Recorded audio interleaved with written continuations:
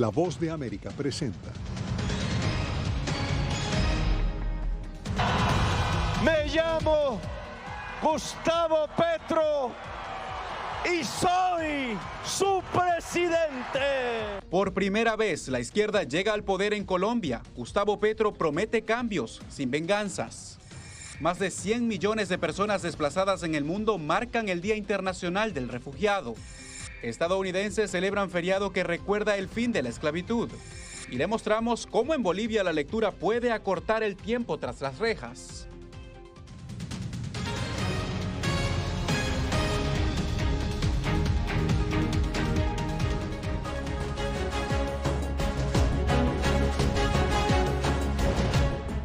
Desde Washington les saluda Jorge Agobián, bienvenidos al Mundo al Día y nos vamos de inmediato a Colombia, donde la izquierda conquistó el poder este domingo con la elección de Gustavo Petro, el candidato presidencial más votado en la historia de ese país. Allá en Bogotá se encuentra nuestro compañero Jair Díaz, quien ha estado siguiendo este proceso electoral. Le preguntamos, Jair, quisiéramos saber desde acá cómo ha reaccionado la gente allá en Colombia.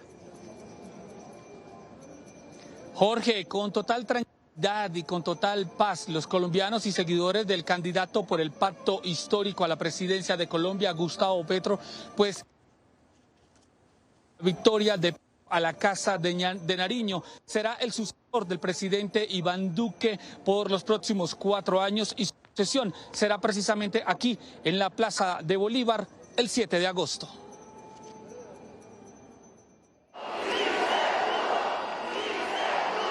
Con gritos de alegría, centenares de colombianos celebraron la histórica victoria de la izquierda que llega por primera vez a gobernar el país, con Gustavo Petro como presidente para el periodo 2022-2026.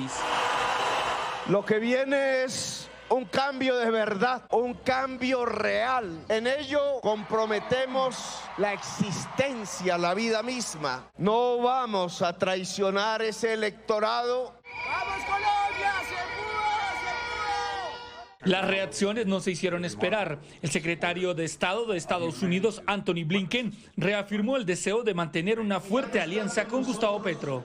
Felicitaciones al pueblo colombiano por ejercer su derecho al voto y reafirmar la fortaleza de su democracia. Esperamos continuar nuestra sólida asociación con el presidente electo Gustavo Petro y la construcción de un hemisferio más democrático y equitativo. También se unieron a las felicitaciones mandatarios latinoamericanos de la izquierda, incluyendo a Miguel Díaz-Canel en Cuba y Nicolás Maduro en Venezuela. Se escuchó la voluntad del pueblo colombiano, que salió a defender el camino de la democracia y la paz. Nuevos tiempos se avisoran para este hermano país. Reiteramos disposición a avanzar en el desarrollo de las relaciones bilaterales por el bienestar de nuestros pueblos. En su gobierno lo acompañará Francia Márquez, la primera mujer afrodescendiente que llega a la vicepresidencia de Colombia, el segundo cargo más importante de esta nación. Después de 214 años, logramos un gobierno del pueblo, el gobierno de los nadies y las nadies de Colombia.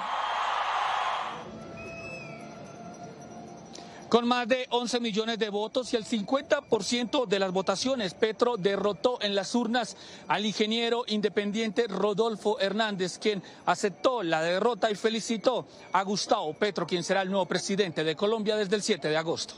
Jorge. Jair, muchas gracias por el reporte y como lo mencionabas, además es un ex guerrillero, un ex senador y un ex alcalde. Ese es el perfil de Gustavo Petro, quien ganó con la promesa de sacudir la política tradicional de ese país en Colombia. Ese es el perfil de Gustavo Petro que nos preparó nuestra compañera Adriana Núñez Rabascal.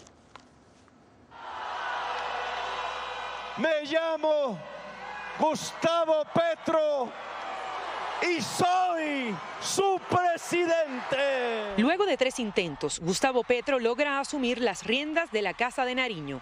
No es un cambio para vengarnos, no es un cambio para construir más odios. Durante su campaña, el economista de 62 años ofreció una reforma tributaria para hacer que los más ricos paguen más impuestos. Nosotros venimos aquí es a enriquecer pobres y no a empobrecer ricos. Es un gobierno de la vida. Petro prometió dejar atrás la extracción de recursos naturales. Incluso advirtió que al llegar al poder no aprobará ni un solo contrato más de exploración petrolera. Son 3 venenos el más poderoso el carbón, y después el petróleo, y después la cocaína. Justicia ambiental. Sobre el hoy presidente electo pesa su pasado como guerrillero del M-19, grupo responsable de la toma del Palacio de Justicia en Bogotá, que dejó un centenar de muertos. Aunque jamás se probó que participara en esa acción, Petro estuvo en otro incidente, el robo de la espada del prócer independentista Simón Bolívar, que estaba resguardada en el Museo Quinta de Bolívar de Bogotá. Seguirá en Colombia, seguirán las manos del M-19 y seguirán las manos del pueblo colombiano hasta que en este país se conquisten los objetivos del Libertador. Hoy, como presidente electo, se ha comprometido a no seguir el camino de otros líderes latinoamericanos. Tengan la seguridad de que yo no buscaré la reelección.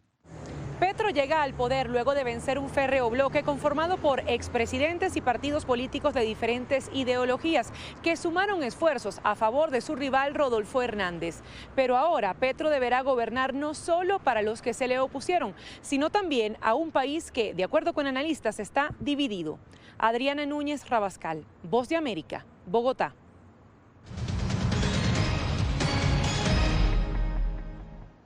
$100 millones de personas refugiadas y desplazadas alrededor del mundo. Esa es la cifra que presentó ACNUR durante este Día Internacional del Refugiado. La Voz de América abordó el tema con el líder del Organismo de Naciones Unidas, quien apuntó hacia Costa de Marfil. Celia Mendoza habló con él y nos explica por qué. Este año, el alto comisionado para refugiados de la ONU, Filippo Grandi, tiene un mensaje optimista. Voy a un lugar donde se ha resuelto el problema de los refugiados. Es Costa de Marfil en África Occidental. Lo que vamos a declarar junto con el gobierno de Costa de Marfil es lo que llamamos en lenguaje técnico el cese de su estatus como refugiados de los ciudadanos de Costa de Marfil. Puede que la gente no lo recuerde, pero hace unos años había cientos de miles de refugiados de Costa de Marfil debido a los disturbios civiles y el conflicto dentro del país. Ahora la mayoría de ellos han regresado porque el país está estable nuevamente, gracias también a las buenas políticas del gobierno. Aquellos que permanecen en los países vecinos, esos países básicamente han acordado mantenerlos y darles acceso, eventualmente, inclusión y naturalización en algunos casos. Así que quiero ir y celebrar. El alto comisionado afirmó en conversación con La Voz de América que esto se debe a la disposición política para buscar e invertir en la paz, así como para recibir a los refugiados que regresan y las medidas de regularización en los países receptores. Espero que sigan ese ejemplo. No soy ingenuo. Sé las enormes dificultades de enfrentar esta crisis que provoca el desplazamiento forzado, pero el mensaje es: no es imposible. Asimismo explicó cómo en su opinión este tema ha sido usado con fines políticos. Hay personas que han manipulado los movimientos de refugiados, los movimientos migratorios, asustando a la opinión pública, diciendo que son una amenaza. Su posición siempre ha sido: es imposible tratar con ellos, por lo que su única respuesta es cerrarse. Voten por nosotros y cerraremos las fronteras. La respuesta no es cierta. Es posible resolverlo de manera positiva y efectiva. Celia Mendoza, Voz de América, Naciones Unidas. Honduras, uno de los países centroamericanos con mayor emigración, recibe cada vez menos solicitudes de extranjeros que buscan refugio en ese país. Óscar Ortiz nos cuenta por qué. Hasta final de mayo, Honduras había recibido este año solamente 8 solicitudes de refugio. La nación centroamericana es utilizada principalmente como país de tránsito, porque muchas peticiones de refugio son abandonadas por diversas causas. El último reporte del Instituto Nacional de Migración en Honduras señala que el año pasado recibieron 72 solicitudes de refugio, un descenso respecto a las 109 formuladas en 2020. Sin embargo, estos procesos a veces no es que no se les dé el trámite respectivo por parte de las autoridades, sino que implica mucho lo que desee el solicitante, porque puede ser que una persona solicite asilo, pero al final en el proceso, antes que tenga una resolución, decide abandonarlo. La Oficina de Atención a los Refugiados, ACNUR, establece que cada país debe respetar y otorgar todos los derechos a un extranjero que solicite refugio. En el caso de los hondureños que buscan refugio fuera de su país, la mayoría acude a Estados Unidos y México. Tradicionalmente en esta etapa de refugio, lo fue en los 80 cuando las guerras en la región. En este momento estamos hablando de 243 personas, no más. Es un número muy pequeño de refugiados y solicitantes de asilo. Se entiende como un refugiado a las personas que no pueden regresar a su país de origen debido a persecución, conflicto, violencia u otras circunstancias y que, como resultado, requieren protección internacional. Oscar Ortiz, Voz de América, Honduras. Nicaragua experimenta la emigración más alta desde la guerra de hace 3 décadas. Eso preocupa a la Agencia de Naciones Unidas también y, como nos reporta Donaldo Hernández, están haciendo lo que sea posible sobre este tema. Silvia Elena Cerda dice que este mural con la leyenda "Nadie es ilegal", que adorna la Plaza de la Democracia en San José, representa a los miles de nicaragüenses que han emigrado a Costa Rica desde la década de los 70. Algunos por los conflictos armados, otros por los desastres naturales y los más recientes por la crisis sociopolítica. Verdaderamente duro, porque nos toca pasar cosas muy difíciles. Silvia llegó hace 4 años a Costa Rica, pero cuenta que obtener un documento como refugiada fue lo más difícil. Las listas de espera e inmigración son largas y los tiempos de espera para conseguir un documento son lejos. Alan Rodríguez, subdirector de la Dirección de Migración de Costa Rica, explicó a La Voz de América que el aumento de la migración de nicaragüenses en los últimos 4 años supera a los más de 80,000 refugiados que dejó la guerra civil durante la década de 1980. Tenemos cerca de 180,000 solicitudes de refugio que se han recibido y de esas el 89% son nicaragüenses. Incluso la Agencia de la ONU para los Refugiados, ACNUR, muestra su preocupación por la dimensión de la migración. Desde la época de las guerras civiles en Centroamérica no había habido hacia Costa Rica un desplazamiento tan grande de personas en necesidad de protección internacional. Según datos de la Organización Internacional para las Migraciones, hay más de 700,000 migrantes nicaragüenses, quienes representan casi un 11% de sus más de 6 millones de habitantes. Donaldo Hernández, Voz de América. Y al volver, Estados Unidos da luz verde a la vacunación anti-COVID para niños menores de 5 años. De eso le hablamos al regreso, no se aparte.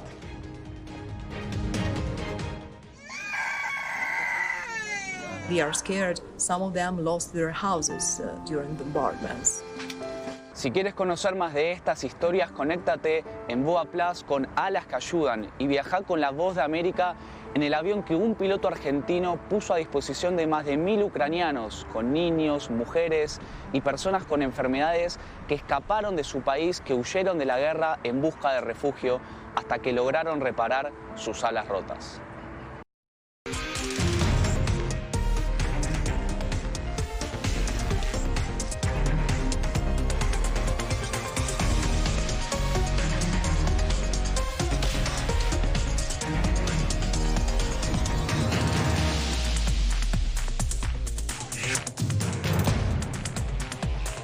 Venezuela 360, cada semana por La Voz de América. ¿Qué tal? Desde Washington comienzan las noticias en El Mundo al Día. Día a día, desde la capital de Estados Unidos y donde se producen las noticias que más te impactan. El objetivo es llegar al otro lado de la frontera para pedir asilo. La Voz de América te conecta con El Mundo al Día, los hechos más allá de la noticia, para que tomes decisiones bien informadas, en el lenguaje que quieres, donde quieras y como prefieras. Conéctate con El Mundo al Día. Actualidad. Nos vamos a ver otra cepa nueva y otra cepa nueva. Análisis. En realidad, mucha de esta gente va a quedar parada de nuevo y va a ser una tragedia humana. Debate. Dejen la obsesión. La obsesión la tienen ustedes. Con la información más allá de los titulares. El tema energético es algo que se está analizando. La inflación es un problema global. 30 y 50 metros están ya las tropas. Su respuesta, doctor. Todas las semanas por La Voz de América.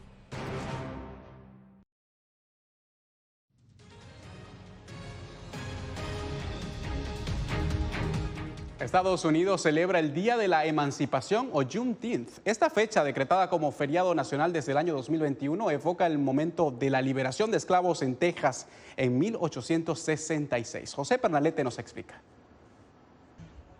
El 19 de junio se celebra el Día de la Emancipación en Estados Unidos. Este día es conocido como Juneteenth y festeja el momento en que los esclavos en Texas fueron liberados en 1865 tras la Guerra Civil. se convierte en este símbolo de este tipo de esperanza para el futuro, pensando en el pasado, las personas que se han sacrificado y las personas que fueron oprimidas bajo la esclavitud. Y aunque este tipo de símbolo, bueno, la esclavitud ya no está entre nosotros de nombre, no sabemos qué va a pasar en el futuro. Fue apenas el pasado 2021 cuando el presidente Joe Biden decretó esta fecha como feriado nacional, más de 150 años después de celebraciones continuas a lo largo de Estados Unidos. Anunciar y hacer cumplir la liberación de los esclavos negros, y ese fue el nacimiento de Juneteenth. Muchos atribuyen esta decisión como acertada y justa tras las luchas de la comunidad afroamericana, la cual padece de brutalidad policial y estigmatización, entre otras desigualdades. Hombre, esto es para la gente. Agradecemos que se haya convertido en un feriado federal, para que podamos celebrar como un solo pueblo, porque somos el pueblo y, como dije, es un momento histórico. En varias ciudades del país, el 19 de junio es un día para desfiles y expresiones culturales que rememoran los lazos vivos y profundos de la raza negra en la sociedad estadounidense. En el país, solo 18 estados han oficializado este día feriado como pago. Las celebraciones también incluyen el refuerzo de la reivindicación de justicia en la sociedad estadounidense. José Pernalete, Voz de América. Y seguimos en Estados Unidos, pero vamos a referirnos al ambiente de incertidumbre que se vive en el país. El temor a una recesión económica, así como los precios elevados y un contexto político polarizado son las causas, según nos explica Jacopo Luxi. Estados Unidos vive un momento muy delicado, tanto que el presidente Joe Biden aseguró que los estadounidenses están realmente deprimidos debido a muchos aspectos clave de la vida económica, social y política. El COVID-19 y el alto número de contagios siguen siendo una realidad que perturba la cotidianidad, como los más de 800 vuelos de aerolíneas cancelados el domingo en Estados Unidos. Al mismo tiempo, el costo récord de la gasolina y los alimentos generan en Wall Street temores de una recesión durante los próximos 12 meses. Espero que la economía se desacelere. Ha estado creciendo a un ritmo muy rápido a medida que la economía, como el mercado laboral, se ha recuperado y hemos alcanzado el pleno empleo. Es natural ahora que esperamos una transición hacia un crecimiento constante y estable. Estados Unidos enfrenta incertidumbre también en el frente político. El Senado aún no ha aprobado ninguna medida de control de armas después de varios tiroteos de masa, mientras la Corte Suprema estadounidense podría anular esta semana el derecho federal de la mujer al aborto. Y el Comité sobre el 6 de enero, a través de sus audiencias, seguirá mostrando esta semana lo cerca que estuvo Estados Unidos de una toma autoritaria del poder con el presunto intento de golpe del expresidente Donald Trump, quien niega cualquier responsabilidad. Lo que creo que la gente debe destacar en estas audiencias es cuánto estuvo involucrado el presidente en el periodo previo al 6 de enero, cómo llegamos a una posición en la que tanta gente acusó al Capitolio porque honestamente creían que la elección fue robada. Mientras el conflicto en Ucrania sigue involucrando a Estados Unidos y creando consecuencias económicas globales, las elecciones de medio término podrían crear en noviembre aún más divisiones políticas antes de una incierta carrera presidencial en 2024. Jacopo Luzzi, Voz de América, Washington. También en Estados Unidos, este lunes comenzaron a aplicarse las vacunas anti-COVID de Pfizer y Moderna a los niños menores de 5 años. Esto tras la autorización emitida la semana pasada por los Centros para el Control y Prevención de Enfermedades. Unos 18 millones de niños menores de 5 años y mayores de los 6 meses podrían recibir la inmunización. Es el grupo de la población que faltaba por vacunarse en Estados Unidos. Y más adelante quédese con nosotros porque revisamos qué hay detrás de la gira de Nicolás Maduro por 6 países. Se lo contamos en minutos.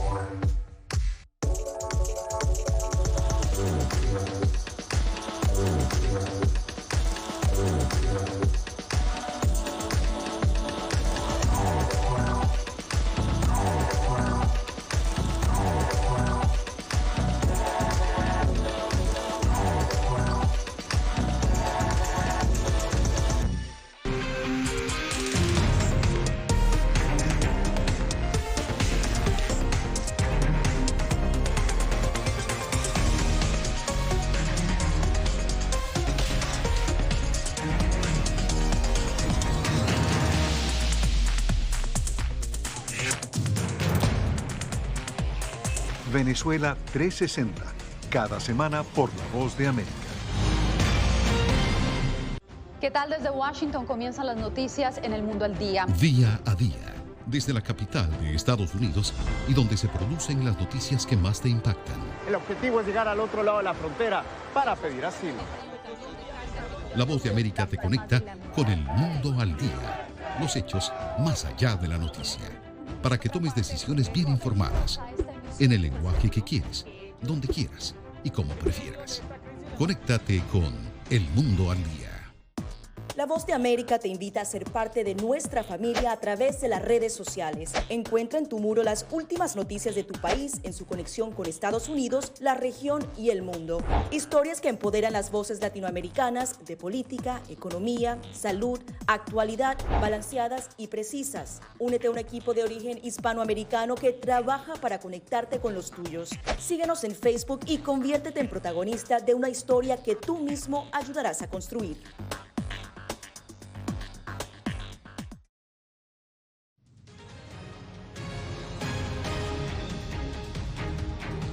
En Guatemala, al menos 21 fallecidos y más de 640,000 personas afectadas. Ese es el saldo de las lluvias e inundaciones que azotan desde mediados de mayo y que cobraron intensidad en los últimos días por la tormenta Celia. El Ministerio de Salud Pública de ese país declaró una alerta roja institucional en la red hospitalaria nacional, donde miles han sido atendidos en las últimas horas. Bien, en Venezuela, tras una gira por 6 países, Nicolás Maduro regresó a ese país. Álvaro Algarra nos dice qué hay detrás de ese periplo. El periplo por Turquía, Argelia, Irán, Kuwait, Qatar y Azerbaiyán coincidió con los esfuerzos del país sudamericano para incrementar relaciones comerciales con esos países, con la meta de sortear las sanciones económicas que Estados Unidos ha impuesto por considerar que Maduro se reeligió en 2018 gracias a unas elecciones fraudulentas. Grandes acuerdos en cuanto a inversión de petróleo, gas, agricultura, alimento, turismo, transporte aéreo, conexión. Venezuela abierta al mundo.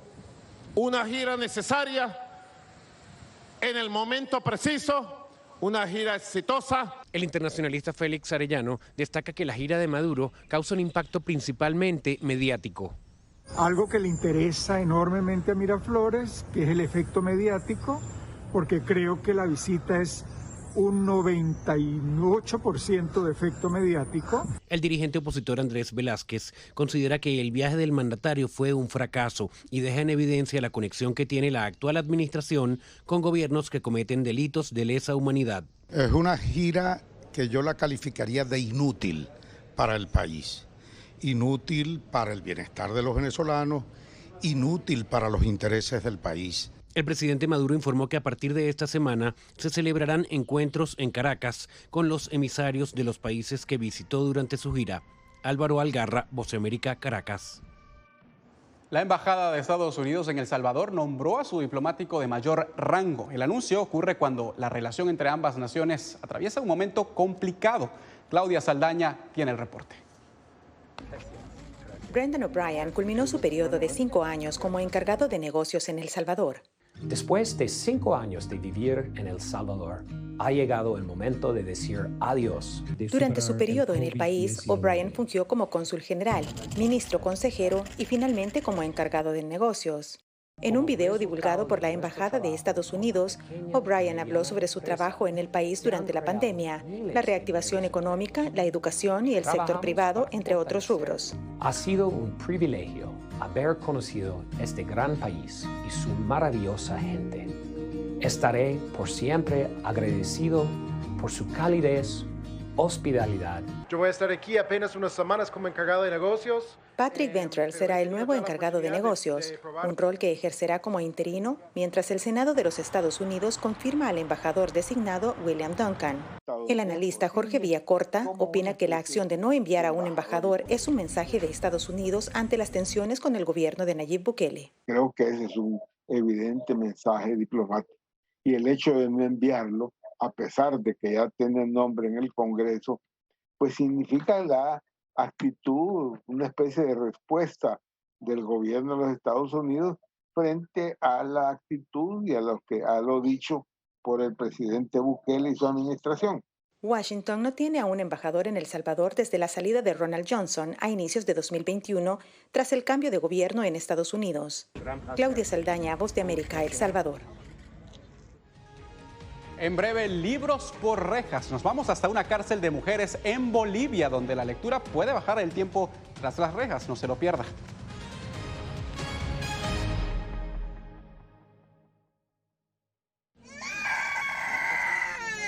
They are scared. Some of them lost their houses during bombardments.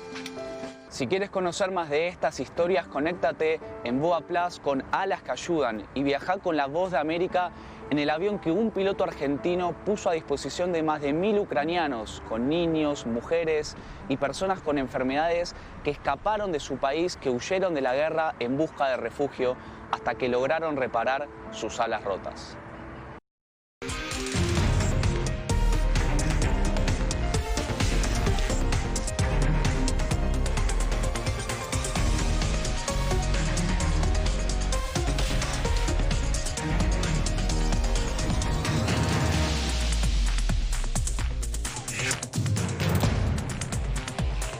Venezuela 360, cada semana por La Voz de América.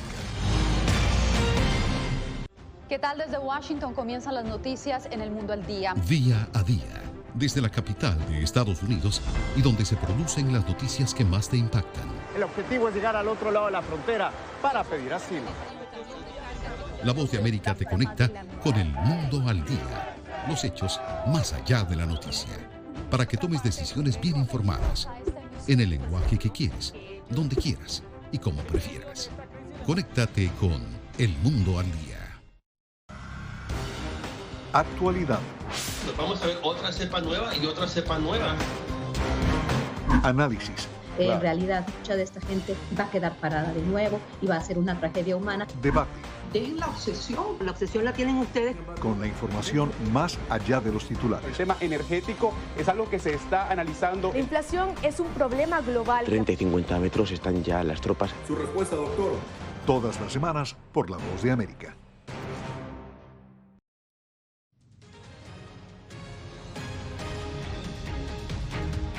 En Bolivia, los presidiarios tienen la posibilidad de restarle horas a su condena a través de la lectura. Fabiola Chambi visitó una cárcel de mujeres y nos trae los testimonios.